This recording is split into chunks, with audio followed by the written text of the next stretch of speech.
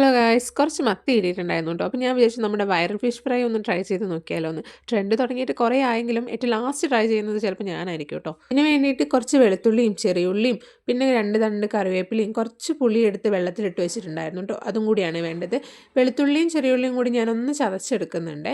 ചെയ്യുന്നതിന് മുന്നേ കുറച്ച് പരിപാടിയുണ്ട്. അതിന് നമ്മൾ ചീഞ്ചട്ടി എടുത്ത് അടുപ്പത്തോട്ട് വെച്ചിട്ട് കുറച്ച് വെളിച്ചെണ്ണ ഒഴിച്ച് അതിനകത്തേക്ക് നമ്മൾ മുളക് പൊടിയും മഞ്ഞൾപ്പൊടിയും ഇട്ടിട്ട് നന്നായിട്ടൊന്ന് മിക്സ് ചെയ്യണം കേട്ടോ. ഈ സമയത്ത് നമ്മൾ തീ കത്തിക്കാൻ പാടില്ല. നമ്മൾ ഇതൊന്ന് നന്നായിട്ട് മിക്സ് ചെയ്തതിന് ശേഷം മാത്രം സ്റ്റവ് കത്തിച്ചാൽ മതി കേട്ടോ.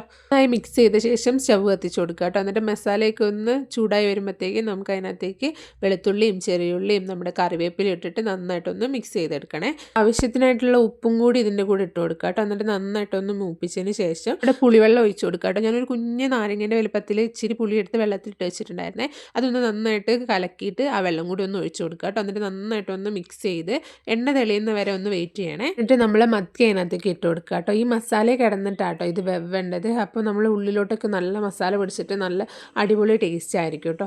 ഉണ്ടാക്കുന്ന സമയത്ത് മീൻ ഒത്തിരി അങ്ങോട്ട് മൊരിയിച്ചെടുക്കരുത് കേട്ടോ. നമ്മൾ മീനൊക്കെ വറുക്കുന്ന പോലെ അങ്ങനെ ചെയ്യരുത്. ഞാനിപ്പോൾ അങ്ങനെയാണ് ചെയ്തതെന്നല്ല, എനിക്ക് അങ്ങനെയാണ് വന്നു പോയത് കേട്ടോ. ഞാൻ അധികം ശ്രദ്ധിച്ചില്ല. ഒരു ഗ്രേവി പരുവത്തിൽ എടുക്കുകയാണെങ്കിൽ നമുക്ക് ആ ഗ്രേവിയൊക്കെ കൂട്ടിയിട്ട് കഴിക്കുമ്പോൾ നല്ല ടേസ്റ്റ് ആയിരിക്കും കേട്ടോ. പക്ഷെ ഇങ്ങനെ കഴിക്കാനും നല്ല അടിപൊളിയായിരുന്നു.